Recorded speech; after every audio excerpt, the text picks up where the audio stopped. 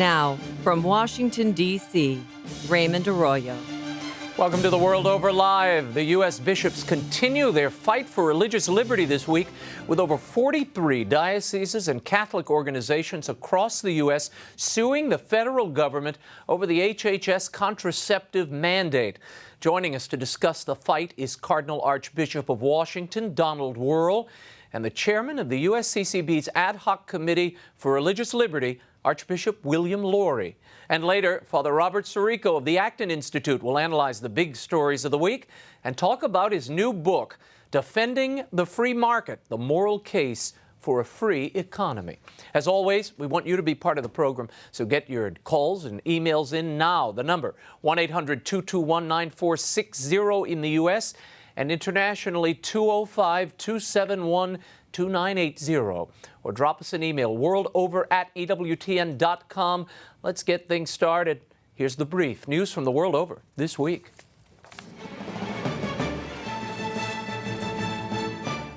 In what might be the biggest constitutional fight for religious liberty in the history of the United States, more than 40 Catholic dioceses and organizations have sued the federal government over its contraception mandate.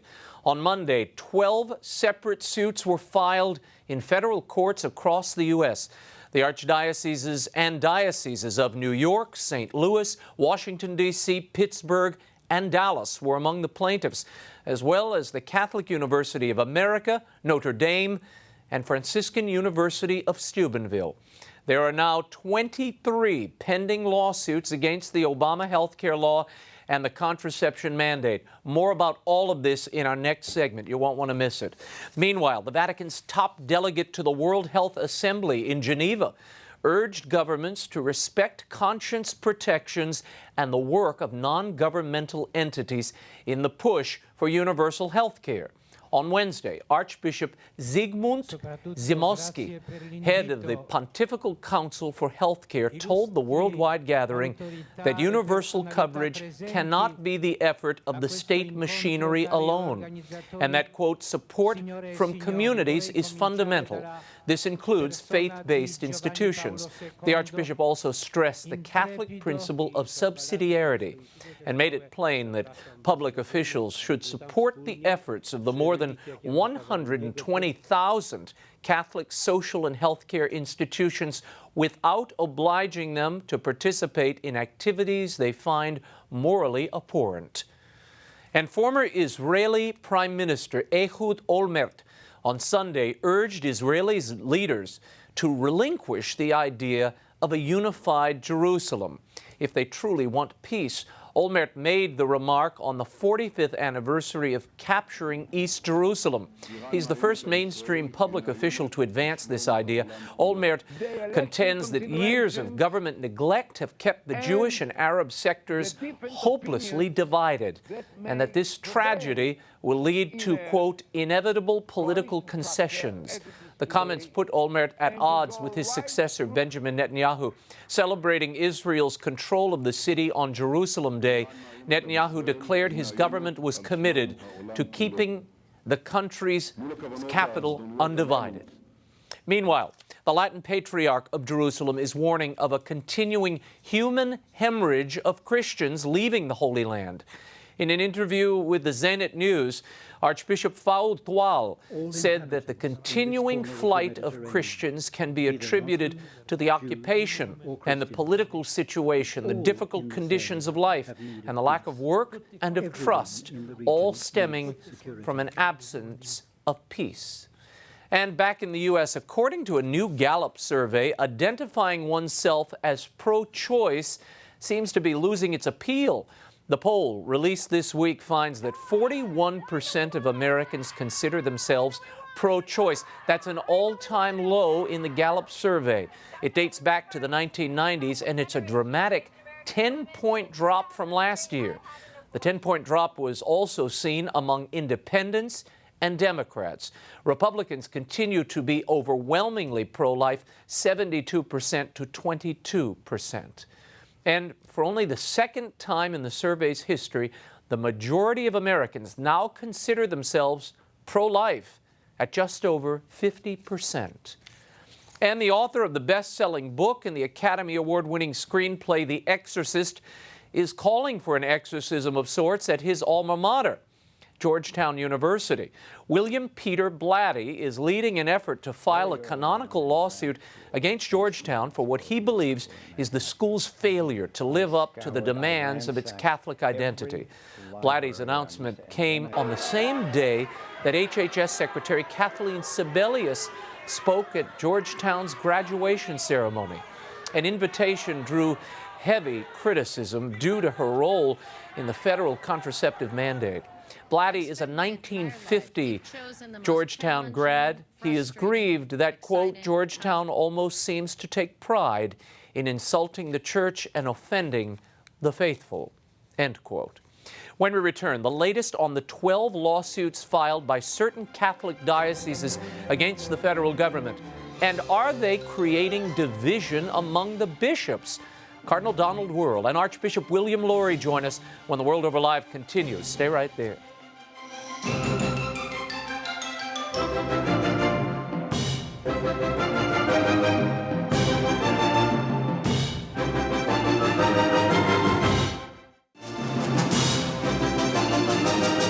Now, once again, Raymond Arroyo. This week, 43 U.S. Catholic dioceses and organizations filed suit against the Obama administration in an effort to protect the religious liberty of its institutions under the health care law. Joining us tonight are two of the major players in this ongoing drama between the church and the federal government.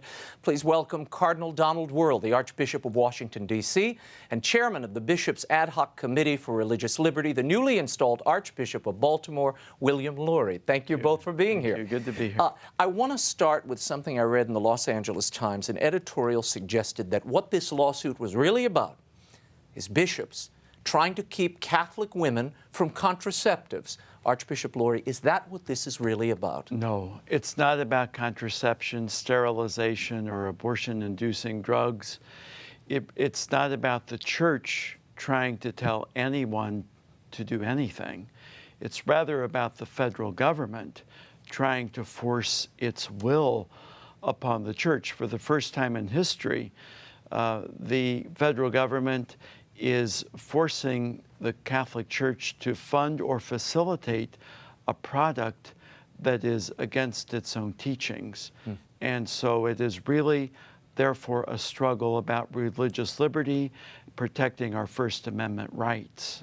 That's what it's about. Cardinal WUERL, there was a piece this week that also suggested, wait a minute, the administration already gave you a compromise. They said, we will allow, in fact, we'll mandate that the insurance companies provide the contraceptives to the women, and therefore you will be out of the game. So your employees can get their contraception, and your hands are clean. You would say what? What's wrong with that compromise? Oh, it sounds great if it were true. It sounds wonderful. We have this great accommodation, and you don't have to worry because you're not going to have to provide or pay for. The insurance company will. We're self-insured. We are the insurance company. So nothing has changed. We've said that from the beginning. This was an accommodation that was only on paper. In reality, it changed nothing. It simply doesn't exist. Talk for a moment, because you all have brought this out. Weeks ago, we talked about this, Archbishop Lori. The definition of religion, as it is defined in the mandate, why is that so problematic for you? And is that really what these suits are about? It's certainly at the heart of the suits. The government is imposing a definition and a litmus test on us. The definition is that we should be a community that hires only its own and serves only its own. And that if we venture out and serve the common good, then we're not religious enough, and therefore we're not exempt from this unjust HHS mandate. Well, as you know, the Catholic Church and most religious bodies are outward-looking. We serve the common good in all kinds of ways, and so therefore this ACLU definition that they are imposing upon us is like a straitjacket.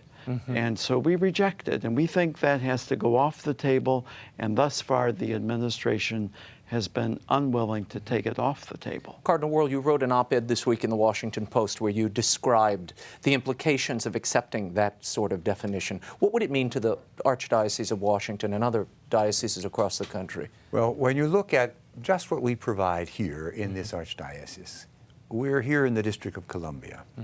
We provide education, excellent education, education that the poorest people in this community want to get.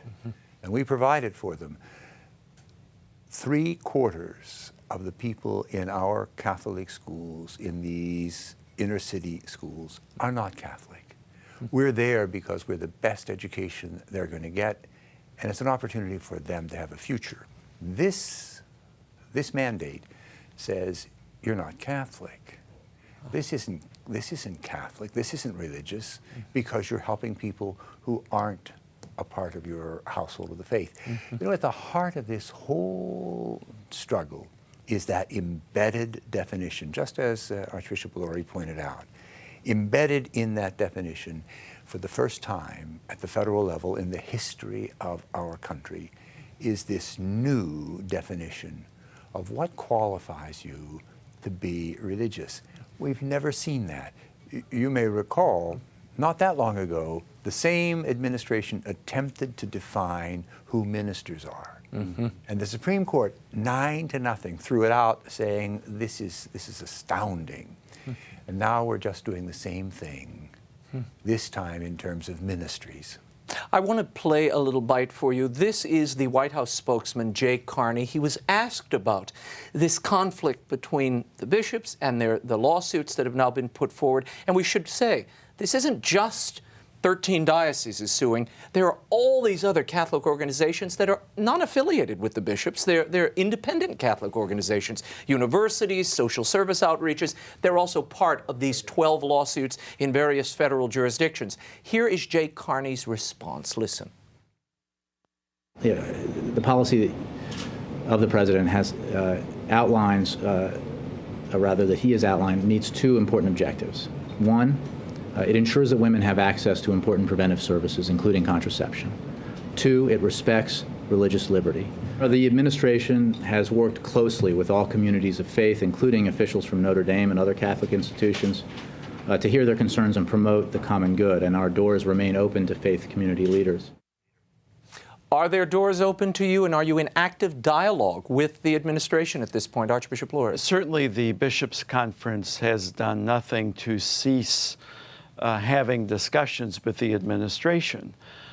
But when I met with the President's Chief of Staff now several months ago, what became clear is there is no openness thus far to removing the constricting definition of what a religious body is, and no openness to taking the mandate itself off the table.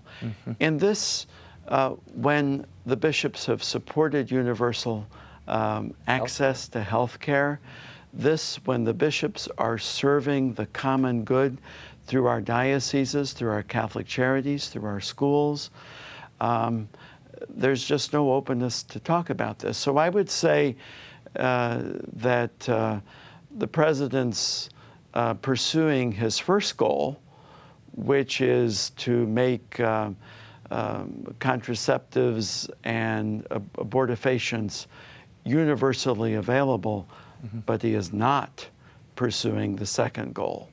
Of protecting religious liberty, which Jay Carney suggested there that exactly right, exactly right. To talk about the door being open, that's wonderful, but there has to be some productive results. You go through that door and you have the conversation, something should result. What never changes, hasn't changed from the beginning, is that definition. And you know, this all goes away. The problem goes away if that definition is changed. We have definitions already in the federal legislation, in the federal code, that don't cause us this problem. They don't cause any faith-based entity the problem. why not simply use one of those existing definitions of what qualifies a religious entity for exemption? Why we are so concerned about this is there's no movement. All of the discussion is always around, we need to provide all of these products. There's no movement or discussion around how we do that and preserve our liberty. And that really is then the crux of this entire controversy. It's that definition of what constitutes a religious entity. And we should, just to be clear, according to this mandate, you can only get out of it and get out as a religious organization if you only hire co-religions, the people who share your religion, Catholics, and only if you serve exclusively Catholics. And that would force you all out of all of these social well, you mentioned earlier, what do we do here in the district, for example? What do we do here in this archdiocese? Think of all of these services. Catholic hospitals that provide indigent care for a huge number of people. Catholic charities serving over 100,000 people every year. Catholic education, 28,000 kids under instructions in our school. Take all of that plus the parish social service ministry and say all of that doesn't count as being religious. Have you spoken to the administration at all? Had any conversations? Yes. Recently? But what is for them the one bedrock that isn't going to change, they keep telling us, is that definition. And that's the heart of the whole problem. Simply unacceptable. In a way to concretize it in another way, before I began my service in Baltimore, I was Bishop of Bridgeport. The mayor of Bridgeport said to me that if Catholic Charities did not provide the services it provided in that very poor northeastern city, there would be great disruption, almost chaos. Now that I've come to Baltimore and I've been introduced to Catholic Charities there, I see that it's not just a question of our doing good things. In many ways, we are essential to the social fabric, essential to the social fabric. Why penalize a provider like that? And sometimes they say, well, you get government contracts. Well, we're not getting something for nothing. We're providing first-class social service agency, an army of volunteers, an organization with a heart, and we're raising an awful lot of money to provide these services. Sister Campbell. Of the network said this week that you all, and she specifically was talking about Notre Dame, but I think it would extend to a lot of Catholic social outreach. You receive federal funds, therefore, you have to do what the federal government requires, and this is what it's requiring. You would say what? Well, this is part of the confusion around this. First of all, those federal monies are monies we all pay in taxes. The federal government or the state government or the county government, or in this case here the district government, comes to us and says, we'd like to purchase this service from you. We want to give you this amount of money if you'll take care of this number of poor, knowing that we're already bringing all of our money to care for those same poor. So the government gets the poor cared for in the most cost-effective manner, in the most caring and loving manner, and in a way that it actually works. So this is a partnership of the church and the government for the common good, for the care of the needy. And it's worked. You know, it has worked from the beginning of our country. This is one of the remarkable things about the United States, and it was remarked on by Alexis de Tocqueville. When there's a problem in America, they come together and they work it out as partners. Government, churches, people, businesses. Why are we changing that? Archbishop Lori, you wanted to add? It's so true. We've had language since 1973 in the federal statutes that provides for exactly the sort of partnership that Cardinal WUERL is talking about. Let's be clear that in struggling against the mandate, we are not seeking to expand any privileges or to claim any special privileges. We simply want to maintain the status quo And we're trying to do this not for a partisan purpose, not to affect the election, not to say we're Democrats or Republicans or independents. We're simply doing this because we want to have the freedom to accomplish our mission and to do so in a way that is consistent with the faith that inspires the services we provide. And that is fundamental to being American. That's fundamental to the vision of the Founding Fathers, and it's really being defined away right now. There is a new narrative that is emerging, and I see it in the media. E.J. Dionne wrote a column about it the other day, and there are more pieces that are coming out, suggesting that there is division among the bishops. They point to an interview Bishop Stephen Blair gave to America Magazine, where he suggests that this entire message has been co-opted, and in his words, co-opted, and he's concerned that it's been co-opted for a political purpose. You would say what, and is there division among the bishops? One of the reasons we went into court, one of the reasons the Archdiocese of Washington, together with dioceses, universities, Catholic charities, all over the United States, one of the reasons we went into court was to get it out of that whole political discourse, that area of political discourse that says, this is why you're doing this is why you're doing it. We wanted to take it to court where objectively, without any of that rhetoric, the court will look at it and say, this is right, this is wrong, this is constitutional, this is not constitutional. I don't think it comes as a surprise or shock to anybody, certainly not you who is so greatly involved in the world of communications and media. There are camps in the media, and sometimes they actually create the story. Wow, you think? Does that happen? I just don't want to shock anyone. Yeah, I'm palpitating here. Archbishop? Now, you know, E.J. Dionne accused me of being a very strident leader. I want to say, I want to say here for the public record, I am an exceedingly mild-mannered man. And secondly, I want to say that I think there's overwhelming unity among the bishops and tremendous support among our people for the action that was taken last week in filing those lawsuits and in the overall effort to defend our First Amendment rights. I think that here we have a case of elements of the media looking for what they perceive to be a little small crack in the wall, and then they want to drive a bulldozer through it. The reality is they're missing the whole story. The story is that there might be a question about strategy or timing or something like that. No one disagrees about our need to defend our religious liberty. And if you want mathematical support for that, the administrative committee of the conference that issued that statement, and by the way, the bishop you're mentioning was not only a member of that committee, he was a member of the task force that wrote the statement. It's true. Really? Okay. Unanimously, everybody, and that means we're talking about 35 bishops representing every sector of the United States, unanimously voted, and not one dissenting voice has been heard since. Yeah.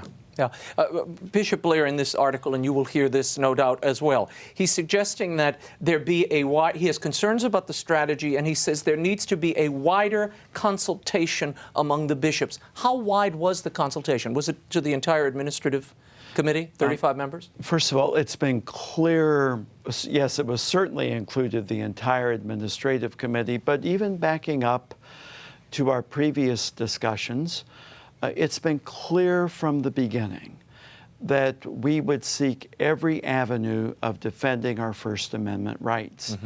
The executive branch, we've tried legislative remedies, and everyone understood that the clock is ticking. This kicks in August. It's going to kick in some of these institutions in August. So we didn't have much of a choice when it came to timing. And some would say, well, perhaps you could wait to see how the suits against the overall health care bill go, and maybe it will be disabled there. We can't wait. Why should we take that chance? I think one of the jobs of bishops and those who run these major institutions is to think not just about this election cycle and not just about this one issue, important as it is. We're thinking generationally. We have to hand on our religious liberty to the next generation. And that's what we're really trying to do here. And I think what the Archbishop points out is so exact. Remember, this mandate is now federal law. Yeah. We're not saying, someday this might happen. Yeah, it's already Why don't happened. we all sit around and talk about it? It's law now. Yeah. And any accommodation is talk. The California bishops years ago attempted to go to court and stop a similar mandate that required contraceptives and abortifacient and sterilization services. They lost in those courts. Why do you think this suit or these suits will be more effective? I think that, first of all, much has changed since then. I think moving it into the broader arena of the whole country throws a very, very different legal light on it. I'm no lawyer, but I think that to be the case.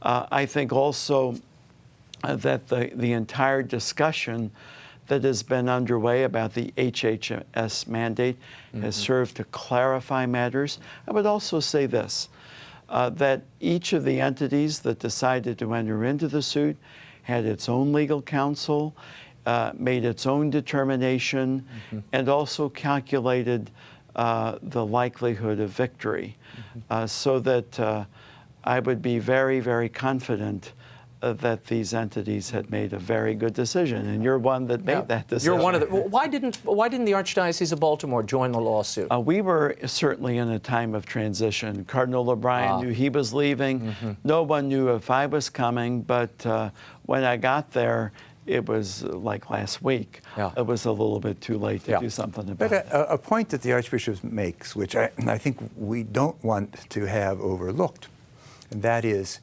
these lawsuits represent entities all over the United States. I had great respect for California as a state, as a mindset, but California is not America. It doesn't represent all of the United States. And so what happens legally in California or happened 10 years ago doesn't become normative for the United States today, the way people think today. And these lawsuits represent the entire breadth and width of the United States. 12 federal jurisdictions. It's an amazing lawsuit and historic.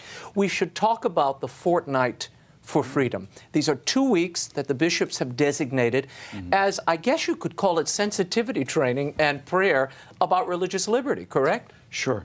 It's the 2 weeks running up to the 4th of July. Begins on the 21st of June and runs up to the 4th of July. And you all are the alpha and omega, I should say. We are. This I'm effort. going to open it in the Basilica of the Assumption, the oldest Catholic cathedral in the United States, the seat of John Carroll, whose cousin Charles Carroll was the only Catholic signer of the Declaration of Independence, and it will be closed at the National Shrine on the 4th of July here in Washington. Look, the Lord said, without me you can do nothing.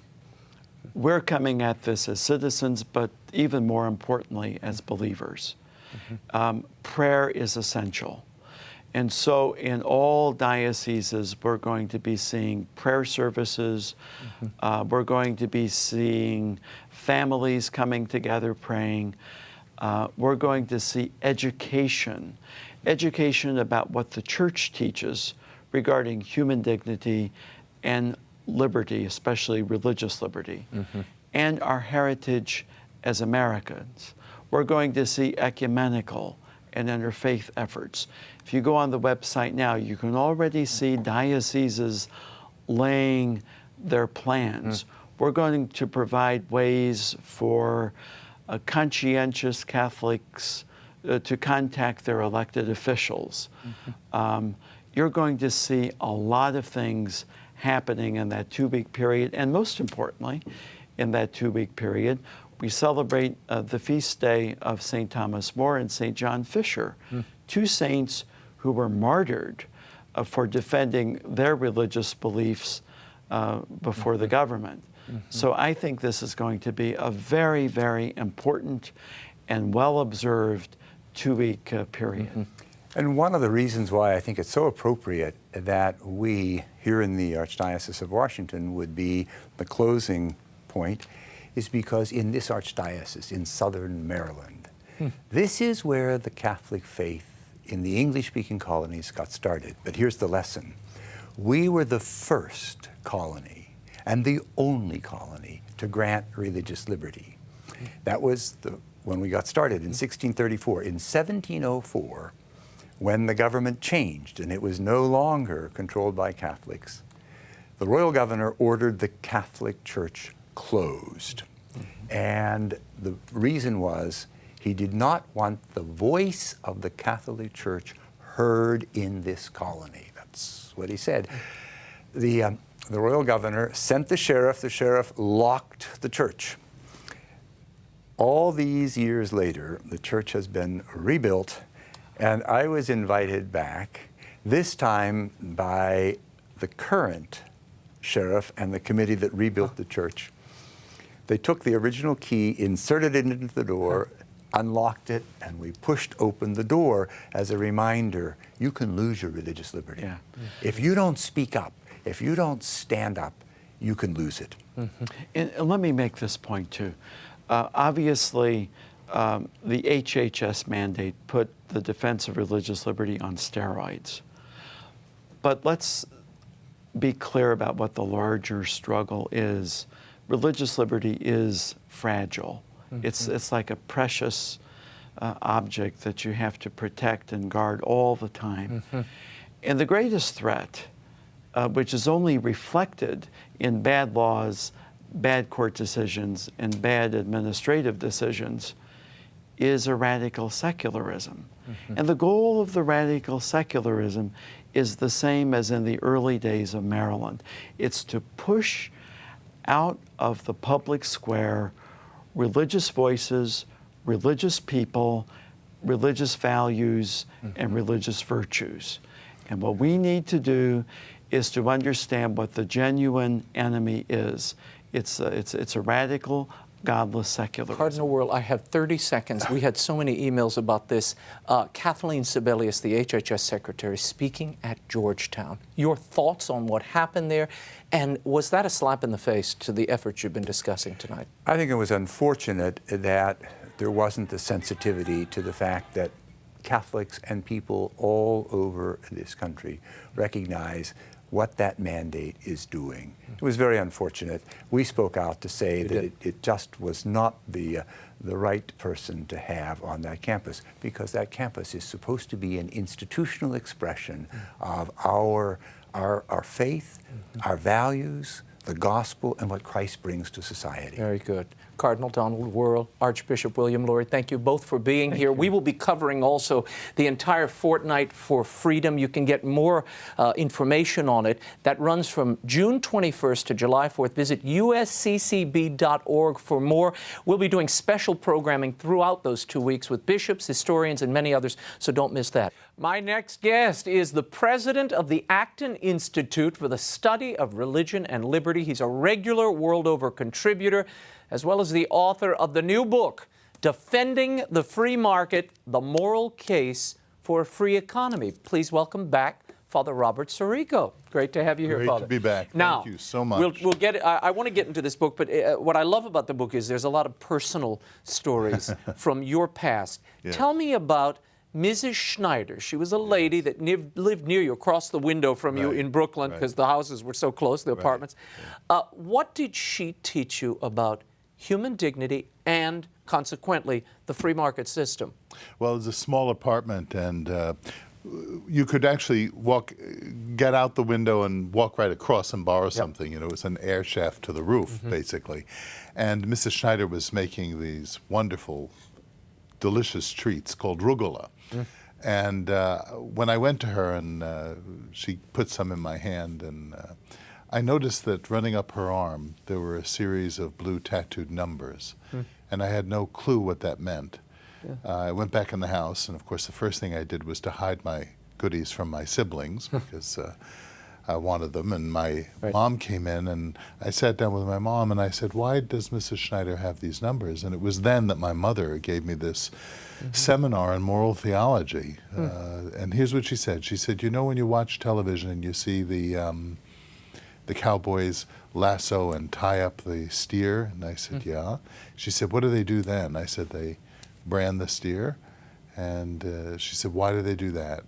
I said, so that everyone knows that that calf belongs to that cowboy. She said, that's what some people did to Mr. and Mrs. Schneider. They treated them like animals. Well, think of learning that at about 5 years old from a mom who hadn't finished 6th grade. That is so densely packed with a knowledge of ethics, a knowledge of human dignity.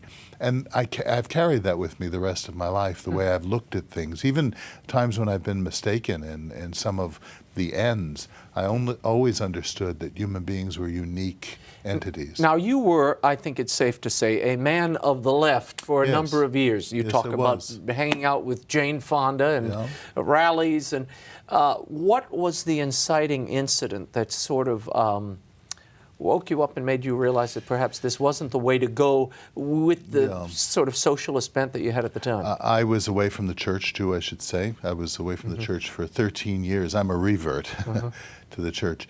And this friend gave me, friend of a friend actually, I had an argument with, and he gave me some books. He said, you are delightfully dumb.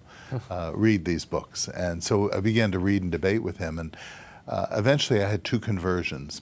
At this point, I had become basically an agnostic in talking with him and everything. But I understood the importance of private property. Prior to that, I wanted to see all private property redistributed. And he just asked me a question one day. He said, well, what would you do if we redistributed all private property? I said, well, then everybody would be equal. Everybody would be happy. He said, what would they do the next day? I said, well, people go to work and it'd be a just society. He said, where are they going to go to work? And I said, what do you mean? He said, well, you know, the majority of the wealth of the wealthiest people is invested not in their clothes and stuff, it's invested in their businesses, and you've just redistributed all the money. And I did some of the statistics in the book that show that everyone globally would have about $13,000 if we really did that. Redistributed all up. Yes, and then there would be no economic infrastructure to support ongoing economic development.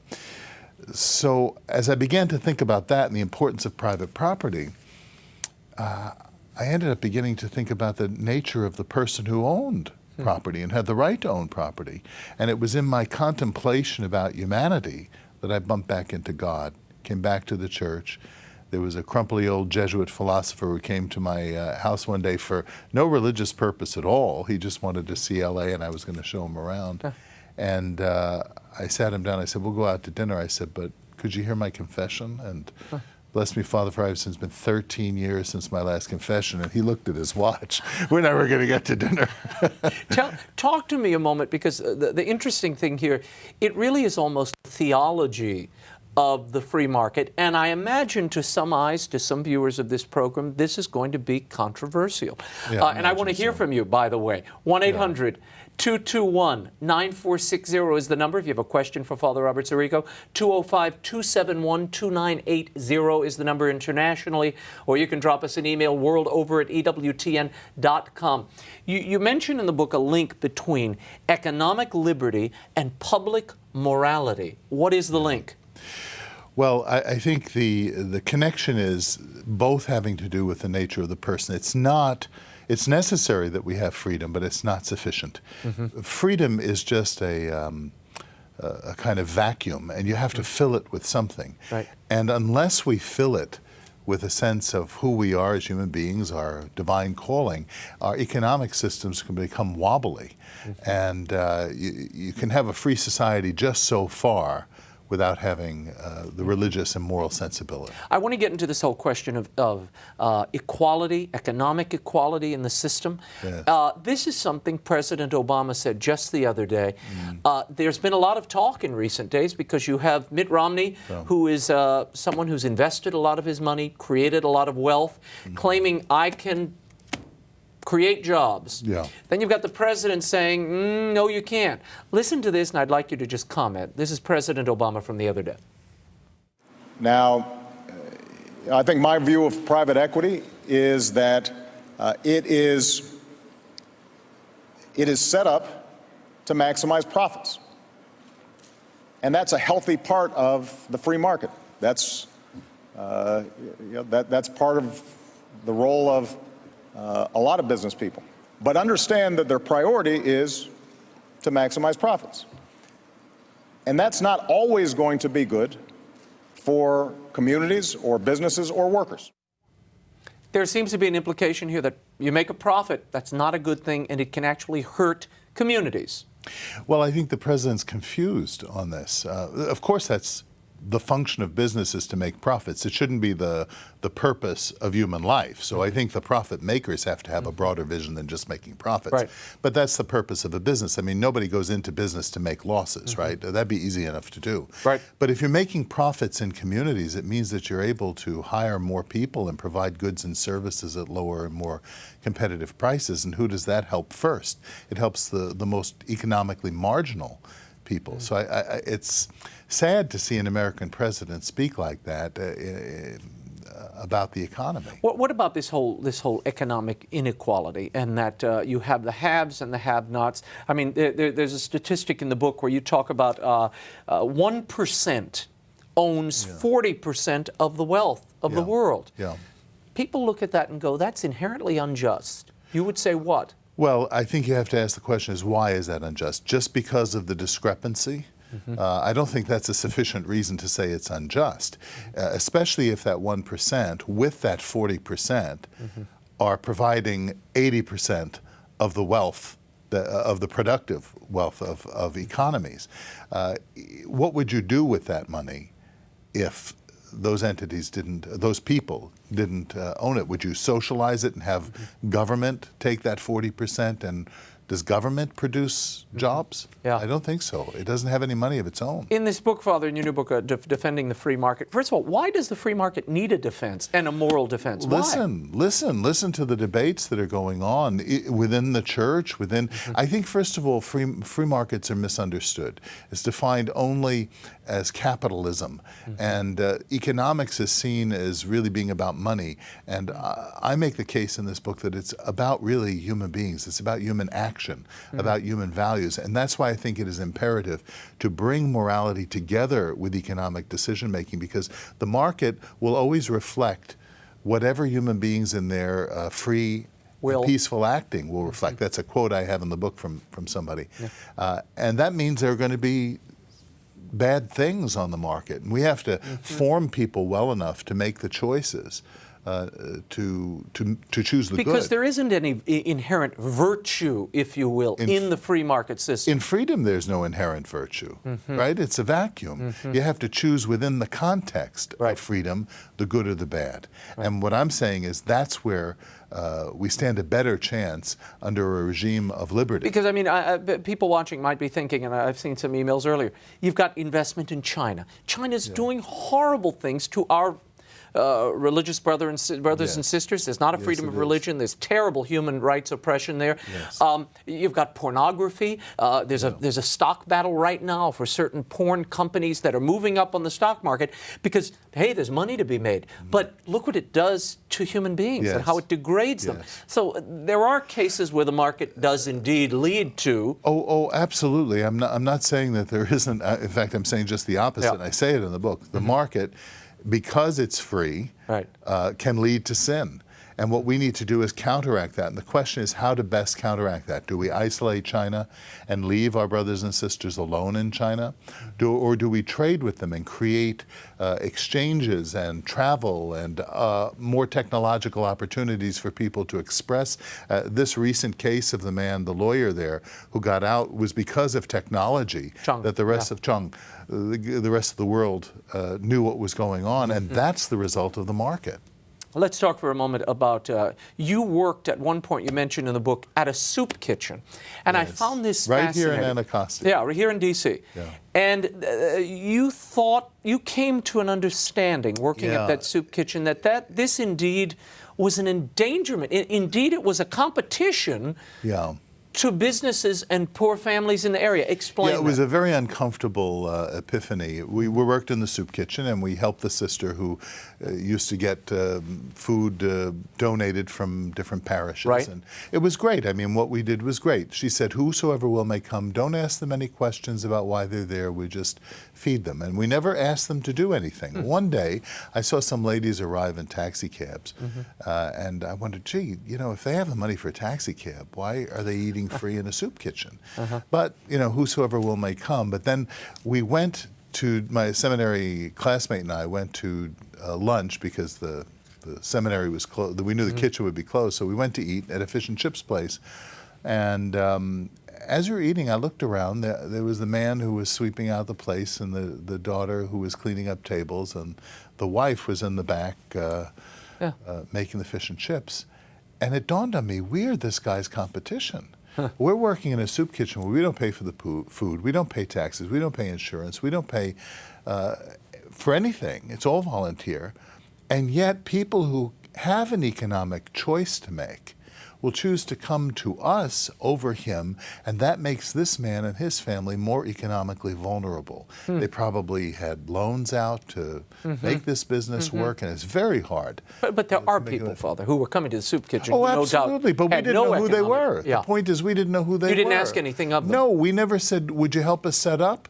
Could you bring some food? Could you donate some money? Could you clean up? Could So you what set would up? be your solution? What would be a Engage positive people, way? get to know people. This is what the whole principle of subsidiarity is about, that we know people and we can challenge them on the level of their practical existence. So you And have some expect them to resources. contribute, either Of in course, time, that's- energy, something. That's treating people with dignity and respect. This whole notion that we're going to see the poor as completely passive victims disrespects the poor. Let's move on and talk. I love this little piece in the book.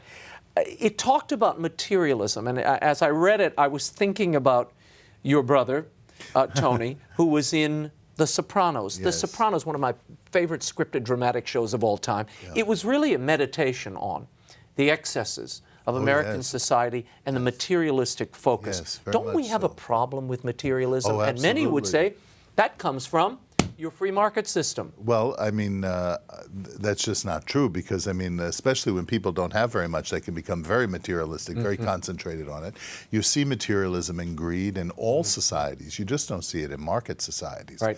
But the fact that we have it in free market societies, and something like The Sopranos really exemplifies it and underscores the need for a moral sensibility. Materialism and greed are forms of idolatry, and they are to be resisted. We can see those kinds of sins also in the realm of sexuality, where people, objectify other people. That doesn't mean that marriage isn't a sacrament. Yeah. Let's move on for a moment and talk about religious leaders. There is this, it's almost an allergy to business, to free markets. There's a discomfort. Where does that come from, do you think? I think it's the goodness of the hearts of many religious leaders combined with a lack of understanding about how a market functions, that there are opportunity costs, and you have to, make choices in markets. And when you don't understand all of that, when your money comes by collecting it and redistributing it, that becomes your economic paradigm. But if you ask the simple question, where does the money come from before it gets in the basket? What are these people doing in the market? I really think that's what the Second Vatican Council is calling for with the role of the laity in the world, to understand work as a vocation. I talk about that toward the end of the book. And the Pontifical Council for Justice and Peace just issued a beautiful letter on business as a vocation. Indeed, you talk in the book about how a market can actually be an incentive to serve. Explain that. Well, the nature of markets, even with people who don't have the intention of serving people, in a free economy, in order to make any money, you have to serve people. The profit signal is a signal that you're serving people, that you're giving them what they themselves deem that they need. So that's the form of service. I think we need to take it to a higher level where people intend also to serve others. Now, one of the big things we've been grappling with here in the United States is this whole notion of state-sponsored and supported health care. Yeah. Why is that not compassionate? In the book, you suggest it's not compassionate at all. Well, let me put it this way. If you go into a store and you're going to buy a coat, Okay. what you do is you look at the style of the coat, that you determine what you need. Perhaps you have a consultant, a fashion consultant, or you know, Not me. My Your fashion wife consultant, is my your- wife. Yeah, that's my fashion consultant. You look at the price. Now, when you go to a doctor's office, do you know how much your doctor's visit cost? If you have to have a procedure, do you ask for a price list and alternative doctors who You are don't doing shop this? it around. You don't shop it around. Why is that? Because you're not paying for it. Your insurance company's paying for it. Or Medicare or Medicaid is paying for it. So we've taken the whole pricing system, which is as I've said many times on the show, it's an encoded bit of knowledge. It tells you what the relative supply and demand of a product is, and we've removed all of that. Well, you talk What about would- LASIK and some of these other cosmetic Yes. elective things, and tell us what's happening in those areas. Why is there competition in LASIK surgery or even in pet care? It's all kinds of, you know. 'Cause it's not covered by insurance. It's not covered by insurance, and it's not subsidized by the government. So the government, so the market operates. The market freely and- operates, and the insurance companies are so controlled by the government that you can't even compete between states. Well, sure. Now they're telling insurance company they've got to give up They've got to give, contraceptives, and it's coming from and nowhere. nobody's going to pay for it. Yeah, it's very, Yeah. very confusing. We have a call. James from Pennsylvania. Go ahead, James. What's your question? Yeah, I have Catholic Faith Life newspaper says American Catholics must resist unjust laws as a duty of citizenship and an obligation of faith. I mean, what does that mean specifically to resist? I know we have to be peaceful and nonviolent, so does that mean if we're fined, we don't pay the fine? If we get arrested, we go to jail? I mean, what specifically does it mean to resist unjust laws? Not comply with them or what? Okay, James. Good question. Well, I think What do you it's think? I think it's a whole context of things. I think one of the things you're seeing is what the bishops are doing, and that's a form of resistance to sue the government, to seek access to the courts and political process. Civil if it comes to disobedience that, was part of the civil rights movement, and maybe it's well, part not of only this. that. I mean, if it comes to this, God forbid, in this country, and we are asked to take the incense and put it on the thing, then we have to suffer. It could mean that we close down institutions. It could mean that we just say, look, we're not going to be subsidized by you. We'll just operate on our own, which I don't think is a bad idea. Well, Cardinal Francis George said recently Yes. he foresees in 2 years you could have universities, hospitals all shuttered over this. Yeah, it's not just that we wouldn't take the subsidies because they would tell us we couldn't do the work. And this is the great injustice. I predict there are going to be an uprising of evangelicals and other Protestants also are going to join with the Catholic Church. So it won't just be in this. Catholics on this. Yeah, And it's 'cause not this is right. not just a Catholic No, issue. no. It Richard really is Land not. and so many others have Sure. joined on. Sure. And I know Chuck Colson, who's deceased now, he was also very supportive. Very of this. so. I want to get your opinion. I usually have a slew of news stories to get you to Yes. react to. I only have one this week, and then we have more callers. Geraldine Ferraro, the former Democratic vice presidential nominee, she is being honored by Fordham University, her alma mater. She's among the first nationally recognized Catholic politicians who attempted to make the case that supporting abortion was licit and moral. She said, she signed on to a statement that said, recent popes in the Catholic hierarchy condemning abortion is not the only legitimate Catholic position. And at the time, Cardinal O'Connor said, this is a scandal, this is outrageous. They just named part of a law school after Geraldine Ferraro. Her husband and son contributed some money for it. Father Joseph McShane of Fordham said Ferraro's family do us a great, quote, honor by allowing us to link her name and reputation to Fordham Law School, setting a worthy example to future generations of law students. You would say what? I would say that is, well, if I were a diplomat, I would say that's regrettable. As I am from Brooklyn, I would say it is despicable. Okay, we'll leave it there. Joanne from New Jersey. There she is. Go ahead, Joanne. What's your question? I find it unbelievable that a man of Obama's stature had this mandate even come into existence. Didn't he realize the backlash? Am I missing something? Is there something else going on? The Catholic Church is one of the largest charitable organizations in the world. How could he have done this? Yeah.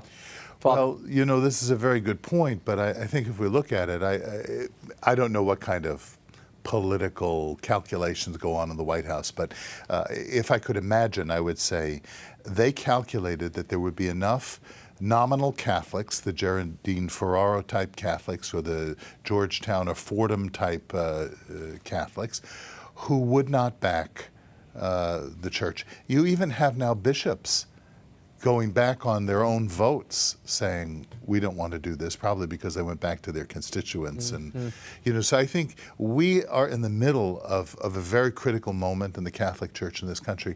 I am overjoyed to see the integrity and the articulate presentation that Cardinal WUERL offered and Archbishop Lori tonight, the leadership of Cardinal Dolan, because I think this is the way forward. What's going to happen is ultimately the church is going to be much, much stronger. Father Robert Sirico, thank you so much. We'll have to have you Thank back you. when we have a little more time. Father Robert's book, Defending the Free Market, The Moral Case for a Free Economy, is available at bookstores everywhere and at all the online retailers.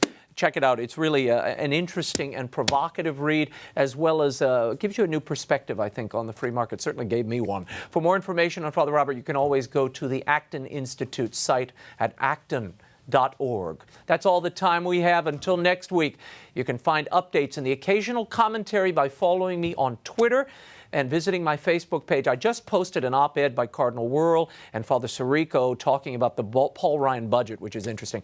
My Twitter and Facebook pages are linked at RaymondArroyo.com. And of D.I. Zing, the Laugh Out Loud Cultural Takedown I wrote with Laura Ingram's out in paperback. And the other day, I was in a chapel and came across the Prayers and Personal Devotions of Mother Angelica. It's a pretty good book. I was surprised, actually, even though I'd edited it. Father's Day is coming. It would make a wonderful gift, so think about that. Next week, Bill Donahue will join us live in studio. In the meantime, we'll be scouting the world over for all that is seen and unseen. On behalf of the staff and crew of EWTN News, I'm Raymond Arroyo. We'll see you next time. Bye now.